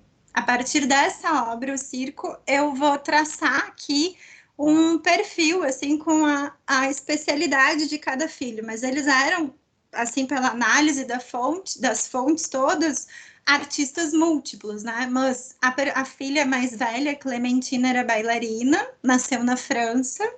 Luiz, que nasceu na Áustria, era jockey. Carmen, que nasceu na Argentina, era aramista. Anitta, Carlos e Alcebiades, os 3 filhos mais novos, nasceram no Brasil. Me parece que Anitta nasceu em Porto Alegre, se não me engano, pelo relato de uma bisneta dela, que eu tive contato recentemente. Anitta era artista equestre, e também trapezista, e também bailarina como a mãe. Carlos era palhaço e acrobata, bem como Alcebiades, que juntos formaram uma dupla cômica que trabalhou junto até a morte do Carlos, que foi também uma morte bastante... foi uma surpresa, assim, né? Não foi algo... Paulo de Noronha narra a morte dele de uma maneira bastante poética, assim. Em seguida eu já comento. Bom, essas fotos que eu estou aqui compartilhando com vocês, o desenho e as fotos de família, são fotos que foram, eu vou passar assim um pouco correndo agora, Anitta. Essa foto da Anitta foi compartilhada por uma bisneta dela, e é um registro compartilhado agora nas redes sociais, enfim, dela já mais velha, né?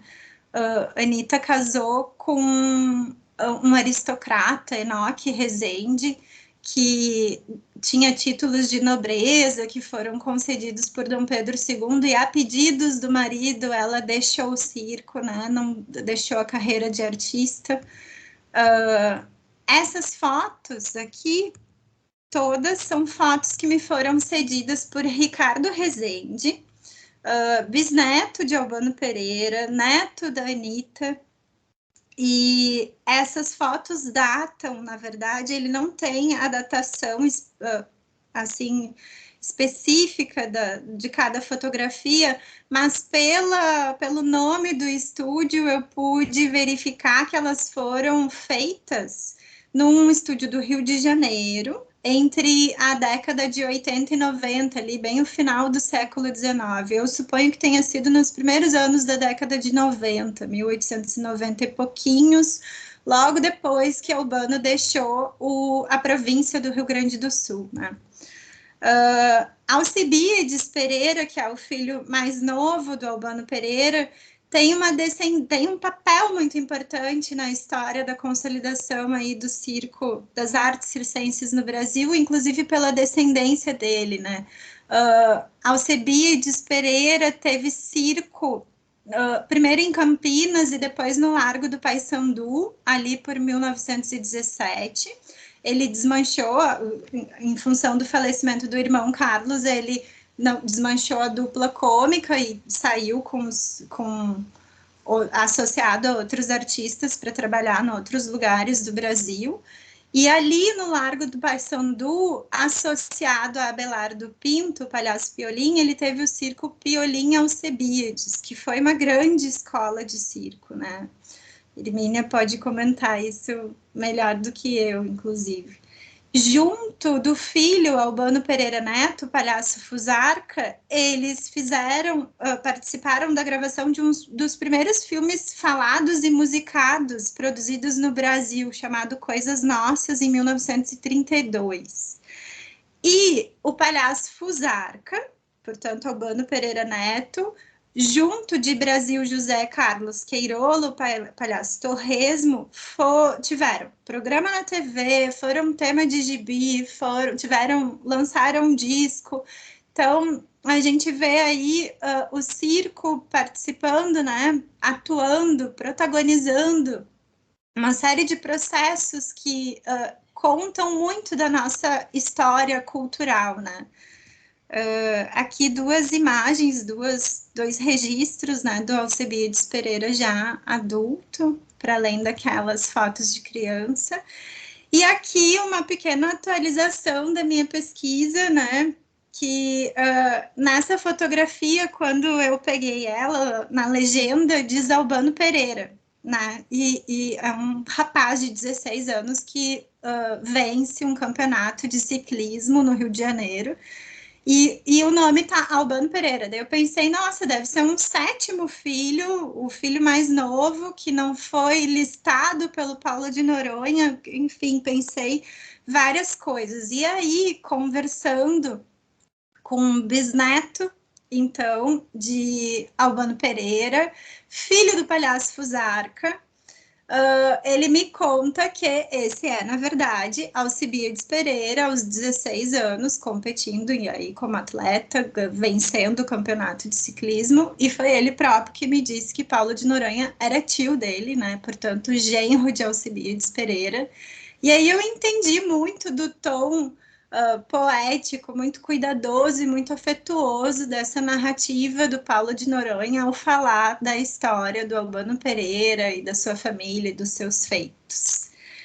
Muito bem, sobre Albano Pereira, antes de chegar no Rio Grande do Sul, em 1875, estabelecer aqui o seu circo estável. O que eu sei? Sei que ele integrou diferentes companhias circenses na Europa, nos Estados Unidos, que na Argentina ele estabeleceu sociedade com um indivíduo chamado Martinho Luandi, justamente filho do Alexandre Luandi, que eu citei lá no começo da minha fala, que em 1871 ele integrava junto da esposa a companhia circense de Giuseppe Chiarini, e foi assim, integrando a companhia do Chiarini, que ele conheceu a cidade de Porto Alegre.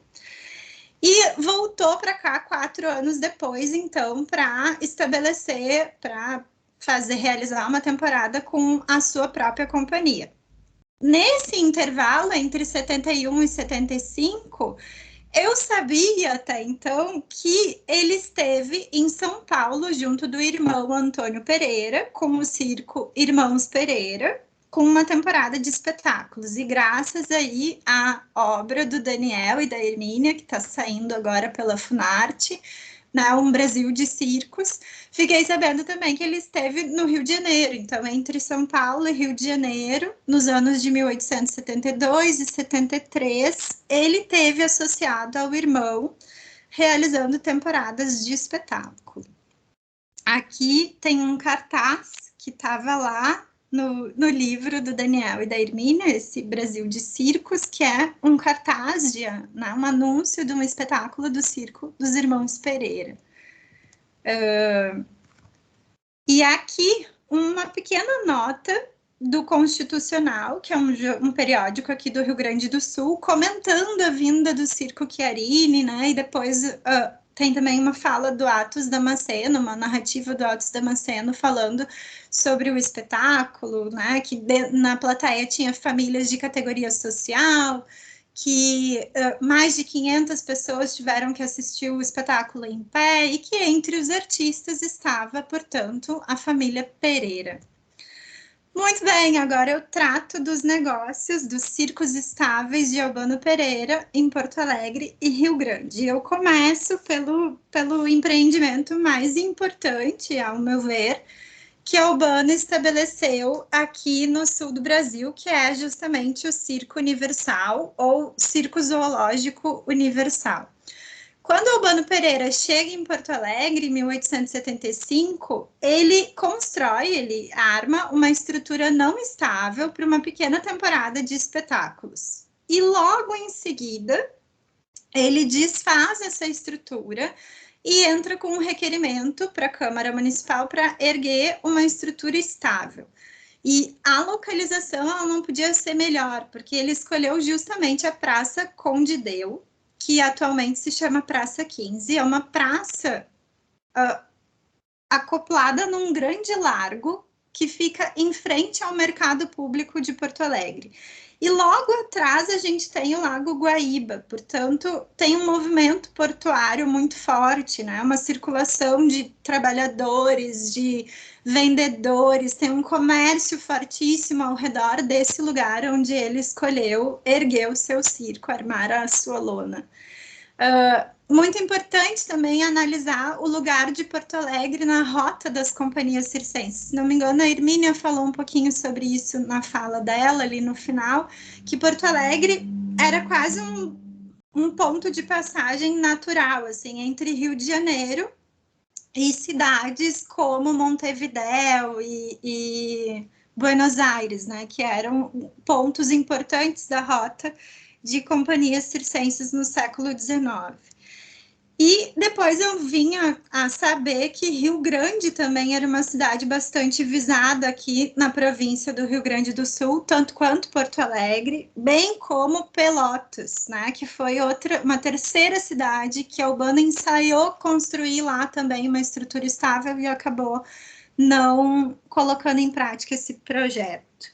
Aqui tem uma descrição do Damasceno sobre a temporada de espetáculos do Albano Pereira no Circo Universal, ainda na estrutura não estável. Então, diz assim, oferecendo um espetáculo atraente, dispondo de artistas talentosos que agradaram o público porto-alegrense, a companhia de Albano Pereira fez sucesso, registrando enchentes animadoras, algumas das quais excediam a 2.000 pessoas, não contando as que ficavam em pé.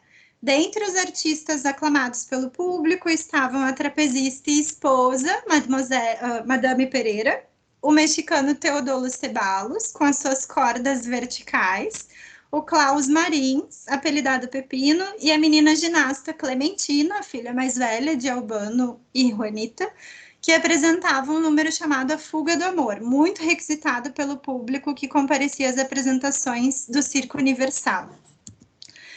Então, tamanho sucesso ele teve com essa primeira temporada de espetáculos, que logo ele propôs aí um projeto audacioso à Câmara Municipal de Porto Alegre, nas palavras do Damasceno, né? A construção de um pavilhão soberbo, digno da cidade ilustrada e generosa.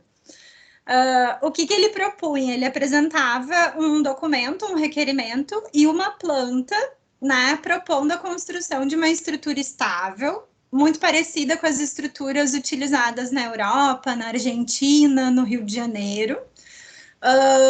E aí a Câmara concedeu a ele o prazo de 1 ano. Ele concedeu na autorização para ele fazer essa construção, que foi um investimento privado, e ele poderia permanecer ali por 1 ano, sabendo que a qualquer momento a Câmara poderia requerer esse terreno público e a remoção do circo, porque aquela área já era alvo de um projeto de reforma, um projeto urbanizador, né, que tinha como modelo de praça francês, com cercamento, com canteiros, com chafarizes, bancos, monumentos, enfim, todo um aparato, assim, que iria modificar fisicamente aquele espaço que estava recebendo o circo. E aí o Albano ficava ainda obrigado a contribuir por cada espetáculo com uma quantia para essa reforma acontecer quando removesse o circo dali. Outra coisa bem importante de se dizer é que no contrato estava previsto que ele só podia realizar espetáculos ditos de circo e não poderia alugar a estrutura para nenhuma outra companhia. O Circo Universal foi inaugurado em 13 de agosto de 1875. As notícias que saíram sobre a inauguração usavam o termo circo-teatro para se referir àquela estrutura, aquele tipo de estrutura. Como eu disse antes, isso foi um investimento privado do Albano, né? Apesar de estar usando um terreno público, todo o investimento para a construção dessa estrutura foi dele, e a estrutura ficou pronta em 4 meses, rapidamente ela estava pronta. Aqui eu tenho 2 fotografias, né, dos fundos e da frente do Circo Universal, dá para ver o lago ao fundo, o mercado público, chafariz, era essa a estrutura do Circo Universal. Eu fico muito querendo que inventem uma máquina do tempo para que eu possa voltar lá e olhar para tudo isso. E aí, o que acontece é que no decorrer do tempo que o Circo Universal funcionou na Praça Conde Deu, entre 75 e 78, né, ele foi, o contrato que foi acordado com a Câmara Municipal foi desrespeitado ou modificado por ambas as partes, né? O Albano Pereira alugou aquela estrutura para várias outras companhias circenses, dentre elas o Circo Chiarini, como a gente pode ver aqui nesse cartaz, que foi publicado no Jornal do Comércio, em 30 de janeiro de 77. Ele alugava a estrutura do Circo Universal para a realização de bailes mascarados, clubes carnavalescos, enfim, vários eventos que não eram espetáculos ditos de circo, e a Câmara autorizava ele a fazer isso. E o processo de remoção da estrutura do Circo Universal, que tinha permissão para funcionar só por um ano, portanto, até 1876, ele foi um longo processo, né? Que teve várias idas e vindas. O Albano pedia para prorrogar o prazo, a Câmara concedia esse pedido, né, uma autorização para que ele ficasse mais uns meses, enfim, até que no final de 1878 ele foi de fato obrigado a remover a estrutura dali, e no ano seguinte a reforma daquela praça começou, né, iniciou. E aí foi feito o cercamento, foi feita a construção de um chalé para venda de bebidas, os canteiros, os monumentos, os chafarizes, e aquele espaço não pôde mais ser utilizado para servir de espaço de espetáculo para uma companhia circense do porte da companhia, né, do Circo Universal do Albano Pereira. E aí, Albano, como um bom empresário, ele mal removeu o Circo Universal. Na verdade, ele estava ainda discutindo com a Câmara o processo de remoção do Circo Universal e já estava estabelecendo sociedade com outros empresários para, num terreno privado na Rua Voluntários da Pátria, construir o famigerado Teatro de Variedades, que era uma espécie, segundo Damasceno, uma espécie de politeama, destinado a companhias líricas, dramáticas, de cavalinhos, e na falta delas, até pistas de patinação e salões de baile.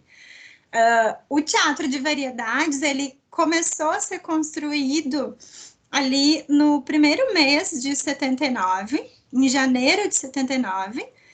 Logo em seguida, o Albano já entrou com um pedido para usar a estrutura que não estava pronta para a realização de bailes de carnaval, e ele só foi ser inaugurado em dezembro de 79, num ato solene, com banda, com a presença do presidente da província, enfim, com todo o requinte, todo o luxo, toda a notoriedade possível. Aqui tem um recorte da planta de Porto Alegre, de 1888, e bem no centro, na parte superior dessa imagem, tem um círculo com o número 34. Ali ficava o Teatro de Variedades, e esse quadrado mais para baixo, mais na parte inferior da imagem, é o mercado público. Então, não muito distante de onde ficava o Circo Universal, na Praça Conde Deu, na Rua Voluntários da Pátria, ele construiu, então, o Teatro de Variedades. O início da obra, portanto, foi concomitante à remoção do Circo Universal. Essa obra, ela foi recebida pela municipalidade com alguma desconfiança, assim, o Albano teve que lidar com algumas visitas de vistoria, né, para garantir a segurança e a salubridade dessa estrutura que estava sendo construída. Em 1886, Albano foi obrigado, foi intimado a realizar algumas reformas nesse teatro, e logo em seguida ele tem uma última temporada que se dá no ano de 1887, e a partir do ano de 1887 eu já não tenho mais notícias dos negócios de Albano Pereira em Porto Alegre, só em Rio Grande, o que me faz pensar que ele meio que deixou Porto Alegre de lado e se virou para Rio Grande, e lá permaneceu por um pouco mais de tempo. O Teatro de Variedades, no ano de 1890, passou a se chamar Teatro América, já não tinha mais nada a ver com Albano Pereira, a princípio, Mas, em 92, eu vejo uma petição sendo publicada num jornal aqui de Porto Alegre, onde algumas pessoas se diziam ter sido lesadas por uma sociedade que não foi honrada pelo Albano Pereira relativa ao teatro de variedades. Elas reclamavam que não encontravam Albano Pereira. Nesse ano de 1892, ele estava no Rio de Janeiro, já com uma estrutura móvel, fazendo temporadas de espetáculo, e nem deve ter visto essas publicações aqui, ou não deu bola para elas e não veio responder em juízo sobre o teatro de variedades. Muito bem, em Rio Grande, Albano Pereira traça uma trajetória muito parecida com as suas estruturas construídas em Porto Alegre. Eu vou passar um pouco mais rápido por elas, porque não sei como eu estou de tempo. Lá, a gente está um pouquinho avançado, mas enfim. Tá, eu acho que em 5 minutos eu termino. Tá Pode bom. ser? Sim. Muito bem. Então, em Rio Grande, no mesmo ano que Albano Pereira constrói o Circo Universal em Porto Alegre, ele constrói o Anfiteatro Albano Pereira, também numa praça central da cidade de Rio Grande, a Praça Municipal. E lá ele faz, primeiro, uma temporada de espetáculos numa estrutura não estável, o mesmo processo que ele passou em Porto Alegre, ele estabelece em Rio Grande. Logo em seguida, ele constrói o Anfiteatro Albano Pereira, que em proporção era bem maior do que o Circo Universal. Ele tinha uma capacidade para 4.000 pessoas e ele foi construído num tempo, na metade do tempo do Circo Universal. Em 2 meses, o Anfiteatro Albano Pereira foi levantado na Praça Municipal de Rio Grande. E o Anfiteatro Albano Pereira, em Rio Grande, foi muito bem recebido enquanto estrutura que vinha a compor o cartão postal da cidade. Ele foi muito elogiado em termos de elegância, solidez, enquanto espaço de lazer e diversão. Nessa estrutura, Albano Pereira recebeu diversas companhias. Eu fiquei muito feliz de ver todos esses artistas e companhias lá na obra do Daniel e da Hermínia, no Brasil de Circos. Na companhia Schumann, Maria Speltorini, a companhia Mato Seicel, a Emília Adelaide, Manuel Peri. Então, é muito bacana ver esses atravessamentos, né? Nessa estrutura também se davam bailes mascarados, né? Bailes de carnaval. Nessa estrutura também a Câmara se preocupou muito com as condições de segurança e salubridade, exigiu reparos para que ele continuasse com a estrutura ali e também intimou Albano a remover o circo, processo que ele tentou atrasar o máximo possível para construir um politeama também em Rio Grande, chamado Politeama Rio Grandense. O Politeama Rio Grandense ele construiu em sociedade com Antônio Marques Rey. Ele era também um espaço para espetáculos de variedades e tinha uma capacidade para 2.000 pessoas. Só que o Politeama Rio Grandense foi uma pedra no sapato do Albano Pereira, porque ele acabou se desentendendo com o sócio e, enfim, nesses 4 empreendimentos, né, os 2 empreendimentos de Porto Alegre, os 2 empreendimentos de Rio Grande, Albano se envolveu em contendas judiciais, né, em todas elas aconteceram aí complicações que tiveram desdobramentos que chegaram a processos judiciais aos quais ele teve que responder. E aí eu finalizo falando um pouquinho, assim, bem 1 minutinho sobre aspectos gerais do fazer circense do Albano, que, embora seja meu objeto de pesquisa, acho que foi um circense como tantos outros, né, protagonizando junto de um coletivo capítulos da história do circo no Brasil. Albano Pereira era um empresário audacioso, como diz Damasceno. Ele queria estabelecer Porto Alegre, Rio Grande e Pelotas 3 estruturas estáveis, nas quais ele fazia circular diversas companhias que ele ia buscar no Uruguai e na Argentina. Era um empresário muito ativo, né? a gente fala desse nomadismo, né? E ao mesmo tempo eu me deparo com um circense que se estabelece numa região, mas que não para de circular para buscar novidades e, né, enriquecer a programação desses espaços que ele geria. Ele também era o próprio secretário, assim, ele fazia a praça. Todas as fontes do fazer a praça que eu tenho documentadas é Albano conversando com jornais, com as pessoas na localidade, assim, raramente um secretário representava ele, assim, é bem bacana ver essa atuação dele e ele sendo muito bem recebido, inclusive com banda de música quando desce do navio, assim. Era um empresário circense que realizava muitos espetáculos em benefício, inclusive em benefício de obras públicas, como no caso da Praça de Porto Alegre, da Praça Conde Deu. E aí, como eu falei anteriormente, foi um indivíduo que se envolveu, pelo menos aqui no Rio Grande do Sul, em várias contendas judiciais, assim, em função desse fazer tão audacioso dele, né? E eu finalizo aqui sem esgotar as histórias possíveis sobre o Albano e os seus negócios e sua família. Vou encerrar essa apresentação. Espero conseguir voltar à tela.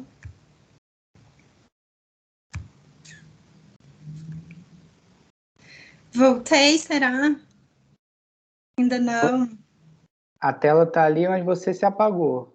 Agora você voltou. Voltei, então tá. Lara, clica na setinha de novo. Tem um X, aí você clica nele. Agora sim. Pronto, foi. Bem. Lara, muito obrigado. Acho que foi muito... Acho que todo mundo está sentindo isso, né? Assim, que foi enfim, uma nova visão mesmo sobre essa capacidade do circo se inserir e inaugurar uma geografia, né? Quando você vai mostrando esses mapas, quando você vai mostrando esse que você chama de empreendimento, né? E é uma faceta quando a gente está falando de circo itinerante, né? Essa questão de fazer a praça, de intervir mesmo. Na sua pesquisa isso fica muito evidente quando você mostra os mapas, quando você mostra os recortes de jornal, e então eu acho que é muito legal perceber esse lugar, né, que Hermínia tocou, Virgínia também tocou, mas o circo como esse lugar do empreendimento e da pessoa que se faz múltiplo, né? Então você fala ali do Albano Pereira como esse artista múltiplo, mas a gente pode pensar, né, outros artistas também múltiplos que tiveram que se desdobrar. Vem aqui o Benjamin de Oliveira, né, que era atleta, palhaço, enfim. Eu acho que tem nesse lugar do circo e da vida circense, da dinâmica do circo, essa questão da reinvenção. E acho que você consegue explorar isso e criar uma sintonia com as outras falas, né? Quando a gente tem ali essa questão de circo itinerante, muitas vezes a gente chama o circo itinerante circo tradicional, mas eu lembro de Hermínia falando que essa questão da itinerância é o que é a tônica, né? E não a tradição, porque a tradição ela vai se renovando, não existe uma coisa que é fixada e permaneceu a mesma coisa, ela tem uma renovação. Então, eu acho muito lúcido, né, essa questão da contemporaneidade do circo, porque se a gente pensar o Albano Pereira, ele era um empresário no cacife de muita gente aí que está, né, fazendo negócios aí, articulações, só que agora é um ambiente virtual, um mundo completamente diferente, mas a natureza, né, a ânsia pela novidade, eu acho que elucida muito essa vertente do circo e a contemporaneidade dele, independente do tempo. É sempre uma busca pela novidade, né? O circo morreu porque entrou a televisão, né? Não, vamos botar a televisão no circo, vamos botar, trazer para dentro, né? E criar esse corpo que vai se expandindo e vai agregando as novidades. Então, acho que, nesse sentido, o circo é sempre contemporâneo, ainda que exista uma nomenclatura, contemporâneo, ou novo circo, né? Ali quando a Hermínia fala no final dos anos 80, nos anos 90, quando entra o teatro, quando entra as coisas todas, a gente fala assim, não, peraí, quando é que essas coisas não estiveram aí, né? Quando é que o circo não teve essas coisas todas? Então, eu agradeço muitíssimo, vejo uma sintonia de vocês, ainda que sejam pesquisas bem enfim, com focos diferentes, mas que elas se coadunam para pensar esse circo no Brasil, né, que tem uma história, uma historiografia muito diferente de um circo europeu, vamos dizer assim, né? E achei muito legal, né? Falas que focam mais na questão das itinerâncias, do corpo do artista enquanto potência do circo, aí a lona do circo, né, enquanto esse empreendimento. Então, eu acho que foi muito bacana e enfim, queria abrir aqui, convidar o André e a Márcia, né, para a gente poder abrir aqui